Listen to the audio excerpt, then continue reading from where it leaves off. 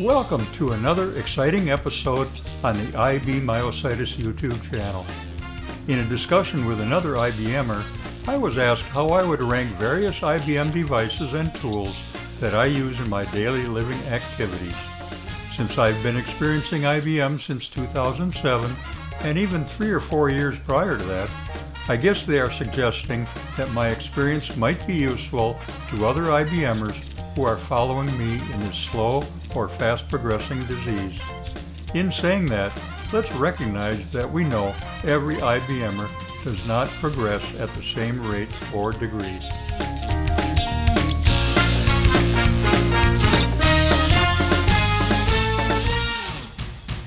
If you find value in what I'm covering in this episode, please punch the like button to show your support. If you have not subscribed when watching previous episodes, don't forget to do so at the end of this video.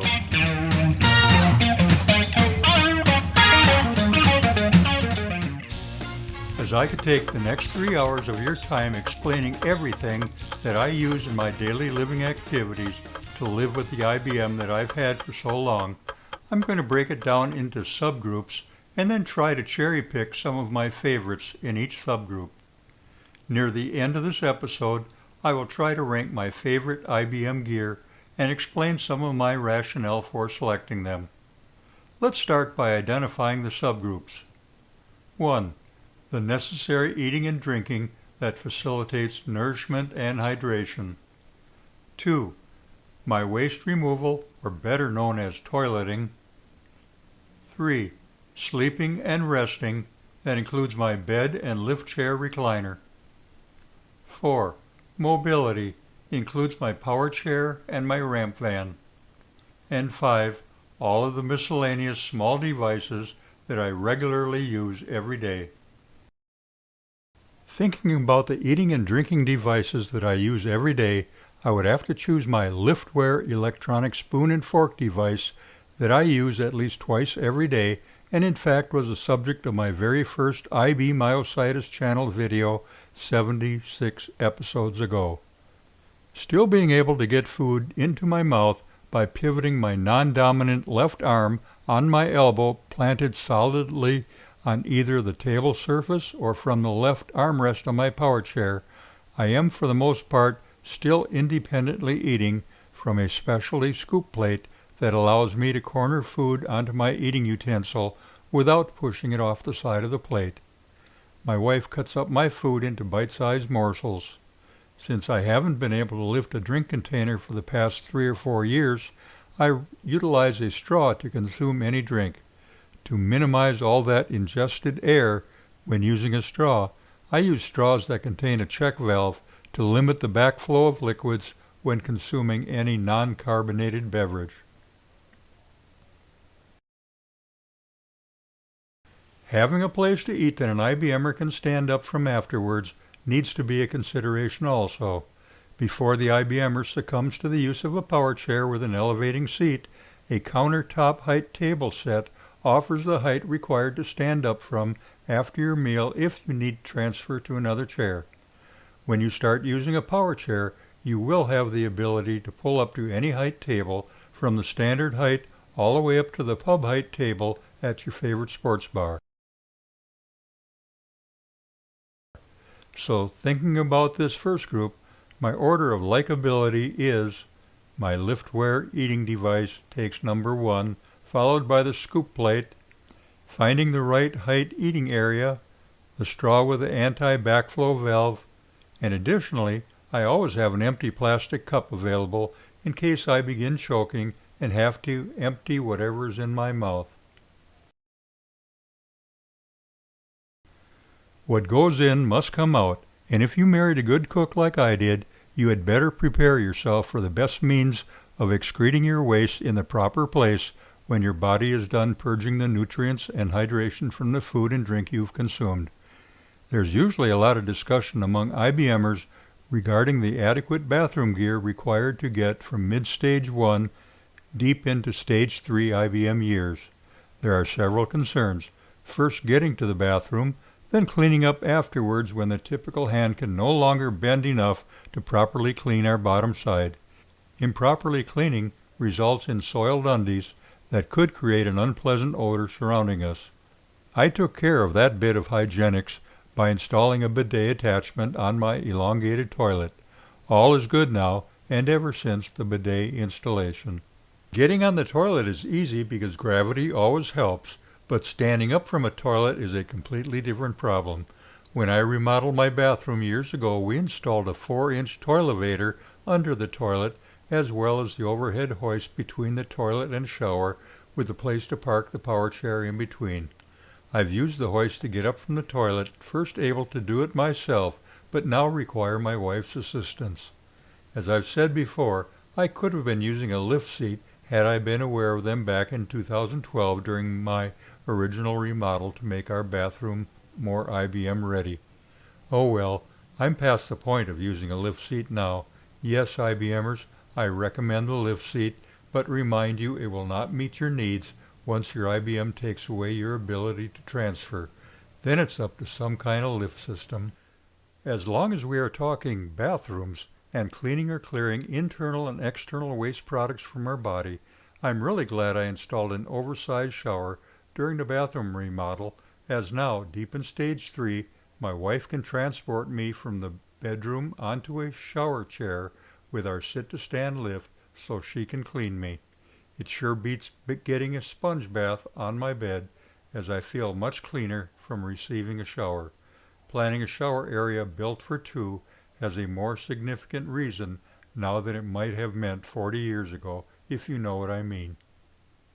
So how would I rank these bathroom amenities? I would have to give the bidet attachment the top ranking, as not getting clean after a poop results in soiled underwear, possible odors, and or the need for additional cleaning by our spouse or caregiver. When one of our IBM goals should be to help decrease the workload on our caregivers, a clean bottom goes a long way to help accomplish that care for our caregiver. The method determined to get up off the toilet is a close second choice in this subgroup. The next category of rest and relaxation offers 2 major cost furnishings that I use every day: my bed and my lift chair recliner. As TV watching and that periodic afternoon nap becomes more and more popular as my IBM progresses, a good lift chair recliner also becomes a necessity in late stage 1 or early stage 2. Later in stage 2, the vertical lift action becomes the preferred method of elevating the chair, and then later an addition of a riser under your recliner may become necessary if you are tall. I've made other additions to my lift chair recliner than just securing it on top of a riser. I added an upside down wedge cushion that helps me sit up when I want to sit in the upright position at my laptop mounted at my swing-away table. I also added 2 power chair thigh pads to keep my legs from dropping off either side of the leg rest. The addition of an encased piece of foam is much easier on the back of the muscleless leg calves. Finally, a simple piece of ribbon keeps the recliner's remote control around my arm where I can always reach it. My adjustable Transfer Master bed was purchased in February of 2013 and has served me well since with reliable operation. Now deep in stage 3, the bed's high-low feature that I used for the first 7 years I owned the bed isn't as important anymore, but the tilting backrest gets me sitting near a point where Cindy can more easily get me to a seated position before using our sit-to-stand lift. The original pocketed coil mattress still serves me well and remains comfortable. The comfort of sleeping on this bed is so much better than any rest I get on my Golden Lift recliner. The more I progress deeper into stage 3, the more my bed rises above the importance of my lift chair recliner. I can always watch TV from the confines of my bed when I reach that point in IBM. My broad mobility category covers a multitude of major items like my power chair, my ramp van, and the various lifts I use every day. To eliminate some chances of falling, I now have to let my wife lift me from the side of my bed with my sit-to-stand lift and place me directly into my power chair. While sitting in my chair, I drink my morning coffee and eat my breakfast before rolling into my workroom where my computer sits waiting for me. I'm usually in that chair till almost noon except for mid-morning trip to the bathroom. I usually transfer from my power chair to my lift chair recliner just to give my tush a rest while eating my lunch from my swing-away table near my lift chair recliner. Then after lunch I transfer back into my power chair for another 3 hours of helping other IBMers. I've eliminated most of my transfer falls with only a couple of opportunities remaining. One of those opportunities is similar to many stories of people I've been talking to. Moving from a power chair to the toilet or a rollator to the toilet has been reported by several as a common place to take a spill. My only other place is during my attempt to transfer either to my lift chair recliner from my power chair or back from the lift chair recliner to my power chair. But it does happen, and those two places are where my wife uses the Indie lift to get me off the floor and back into my power chair or lift chair recliner. Because I've eliminated so many fall opportunities, I only fall about once a month now. Every Friday morning, my wife takes me to a clinic where I have a CBC blood test to analyze my platelet count that has been wonky for about the same amount of time that I've had IBM. Our ramp van easily accomplishes the task of getting me and my power chair there and back, as well as to a lunch date at one of our city's restaurants. On Sundays, my wife and I jump in that van to go to a local sports pub to watch our favorite football team with a bunch of our friends. My power chair has the ability for us to sit at a low standard height table or at one of the tall pub height tables. About 3.5 hours later, we're back home again and ready for a trip to the bathroom. My sit-to-stand lift is playing more and more of a dominant part in my daily life. I've owned this Lumex LF2020 for almost 3 years now, seldom using it at first, but now using it multiple times each day, and I don't expect that to be decreasing in my near future. The sit-to-stand lift and overhead ceiling hoist in the bathroom are the two most used lifting devices I own, and when the fault occurs, the IndyLift 400 FTS comes to the rescue to help me off the floor and back into my power chair or recliner. I couldn't pass up the purchase 10 years ago of a Voyager EasyTrack portable lift system that I currently have positioned over my bed. In the early years of ownership, I located this lift to assist me if I fell in my garage and used it also to lift my scooters, power chairs, etc. when performing maintenance on them. Whenever I need to weigh myself or any other device, I hang an industrial scale and appropriate slings or straps from this Voyager lift to get a proper weight. So, what's my favorite in the mobility category? That's a tough question to answer, as there are so many things that hinge on using all the devices I mentioned during each day's mobility maneuvers. I think I'll choose my power chair as my favorite device in the mobility category because it provides me freedom to move around from place to place, whether it be to the doctor's office each week, propel me to the bathroom, or sometimes just a relaxing trip around the neighborhood. My second favorite in this category would be the combination of the 3 human lifts that I use: the ceiling lift that I must have to use the bathroom for toileting, the sit-to-stand lift that I use for showering and transferring from my Quantum Edge to my bed or shower chair, followed by the Indie lift that moves up on my mobility favorites list if I'm laying on the floor after a fall. I know I should have categorized my ramp van a little higher, but as I utilize it only a minimum of once a week, I'm sure there are other methods of transportation that I could hire that might add a lot of scheduling and complexity, but probably at a lesser cost for my pocketbook. I could spend the next 2 hours explaining all about the small devices that I use every day, but we'll spare you that agony. As my arms and hands are becoming so weak, there are fewer and fewer physical devices that I can still use. I'm not sure if my special computer apps designed for use by the handicapped can be considered IBM Gear, but I'm finding that they provide some of the most useful tools I can use these days in terms of communicating with the world. I find one of the most used tools during the writing of video scripts is to use a good voice recognition program to eliminate arm and hand fatigue after only a few minutes of attempting to punch characters on my keyboard. Preparing myself for the time that I'm completely or almost completely bedridden, I've learned to use a computer program that will move and click my computer mouse by tracking features on my face. As I've already shown in my previous channel episodes, there are hundreds of small to large devices that aid in a few successful things I can still do. Without some of them, I probably wouldn't enjoy the ability to utilize some of the previously mentioned favorites. Take that toileting category, for example. If it weren't for the smalls that complement the bidet attachment on my toilet, I'd be up the creek without a paddle. The toileting smalls that I'm talking about are the remote control connected to a tether, the method of hanging the remote to the wall so I can access it, the grab bars located on the walls, the toilevator riser mounted under the toilet, the modified sling that I use to get off the toilet, the alarm chime to call my caregiver, and so on. My shower experience depends on use of the hip chair in my showering and is enhanced by automatic light sensor that knows when I'm in the room and turns the light on and off. My top-rated power chair in the mobility category wouldn't be of much value if I didn't have the proper ramping at all my home entrances, nor would not having an elevator to transport me on my power chair to our lower level during storm season.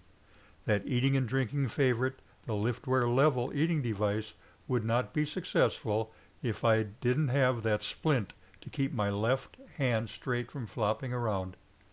While sitting in my power chair recliner, my swing-away table is a convenient place for me to eat my lunch from, operate a laptop computer, and also is a resting place for a large container of water. In the rest and relaxation category, my bed is enhanced by my bed rail shelf that holds my bed controller, my window shade remote, bed lamp remote, and a box of Kleenex. Of all the small and large items mentioned in the miscellaneous category, I'm not sure I can choose just one to be on top, but if I lump some supporting devices together to the major component they serve, all the smalls that serve me in the bathroom probably would take first place. When considering my overall favorites from all 5 categories, I have to take into account the 4 imperatives in my life: nourishment, oxygen, mobility, and waste removal. Since I do not have any oxygen opportunities at this time, my main considerations must be from the nourishment, mobility, or waste removal categories.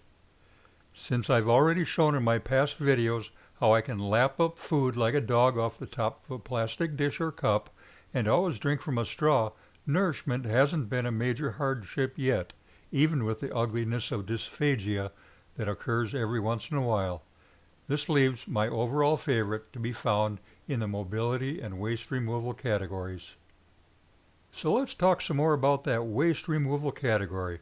If I don't have a toilet attachment that can clean me afterwards, I'm subject to a dirty bottom, or I must rely on a spouse or caregiver to do the dirty work afterwards. It's bad enough at my stage of IBM that my caregiver must be there to lower or raise my pants every time I need to go to the bathroom, without subjecting them to have to clean my bottom side also. So a good bidet attachment has to be near the top of my list. Then there's a mobility aspect of everything we do, getting to my appointments on time, and periodically just getting out for a relaxing ride around the hood.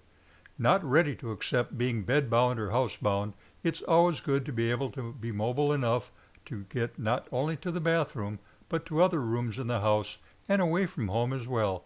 My doctor's appointments and trips to the store and sports bar with my wife would not be possible without my power chair with the elevating seat. As I spend most of my days sitting in that power chair, a comfortable seat cushion is also a must, and that docking station in my van surely cuts down on the inconvenience to my caregiver.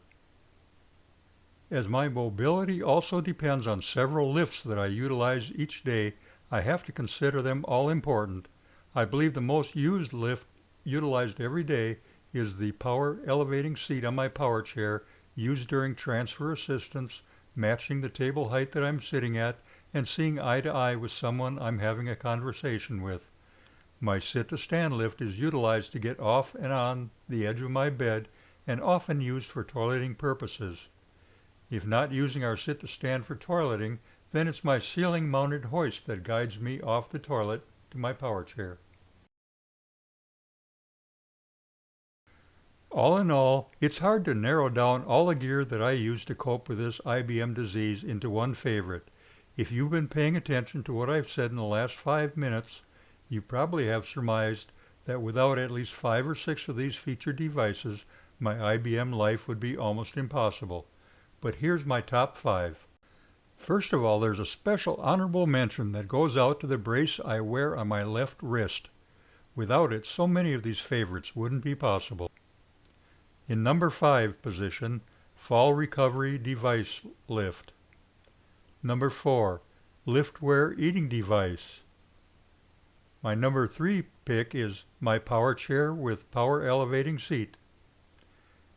My number 2 choice is my toilet bidet and lift from the toilet. And the number 1 thing on the list of things I've found important as an IBMer will require is a good caregiver. Some of you may already be wondering why my bed or lift recliner didn't make the top 5. Although the rest and relaxation category that includes my adjustable bed and lift chair recliner is important, it's also very variable in that some IBMers say they sleep better on their lift chair than they do in their bed, while others, like me, tend towards a good adjustable bed during their stage 2 and early stage 3 parts of their journey. When you reach the single digits of stage 3 and you lose the ability to independently transfer, that high-low adjustable bed and that recliner that raises will probably lose some importance as it did lately for me. I'm glad you had the patience to stick around to this point of the video. If you have any questions, please leave them in the comment area or email me at idmyositis@gmail.com. I'd be more than happy to try to answer your questions. Please don't forget to press the like button and also subscribe if you have not subscribed during a previous episode. It's ironic, but some of the strongest people I know have IBM. Stay strong, my IBM friends.